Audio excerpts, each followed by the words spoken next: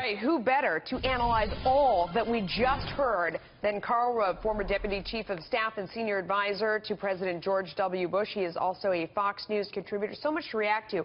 Can I ask you first, we watched that video live of Donald Trump talking, that pastor coming over to him and saying, we did not invite you here to talk about it. And he goes, oh, and he backed away. Yeah. Isn't that kind of surprising? I mean, that doesn't fit with the guy we've seen. Well, it's not the guy that we saw until the last 3 weeks. Yeah. But remember Mexico, where he gave, I thought, an extraordinarily good performance after his meeting. Well, it could have been very contentious.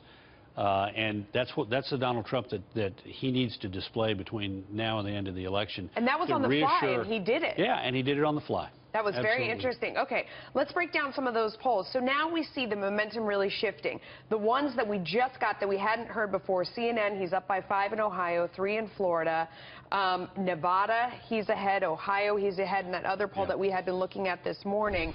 So much elasticity in these polls, right? Isn't that unusual? Well, no. First of all, we have a lot of polls, and we ought to be careful about reading too much into any individual poll. The reality is, though, that this race has tightened. Since August 7th, if you look at the national polls and the real clear average of all of the national polls, on August 7th, she led by 7.9 points. Right. Today, she leads by about 3. So it's been cut by more than half. And that if you're going to cut the national margin, you're going to tend to cut the state margin. I would say the most important number we've had today is Ohio, because we have validation of it. We have 2 separate polls that show him at 5. That makes a total of 5 polls this month. And he's been leading in the Real Clear Politics average by about half a point in Ohio. This will probably pop it up well over 1 or 2, probably over 2. Yeah. And that shows real movement, because he was behind a month ago. So for our audience, the confirmation is we just got the CNN poll out of Ohio that showed him up by 5. That confirmed this morning a Bloomberg poll out of Ohio that had him up by 5, I think, as well. That's correct. Big news. So what would you focus on now? He's got to focus on battleground states, right? Well, yeah, exactly. Where do you look now? Well, first of all, let's step back and get the construct. How do you get to 270? He's got to win all of the Romney states, which gets, if he does that, he gets 206 electoral college votes.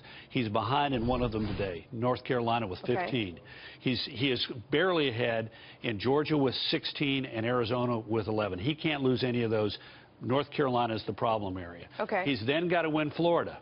She wins Florida and wins everything that they've won in the last 6 elections. She's president. So that's a really good number out of Florida. He's up by 3. Marco Rubio's up by 11 in that same poll, the CNN poll. So that's good news. But Florida is key. Ohio, great news.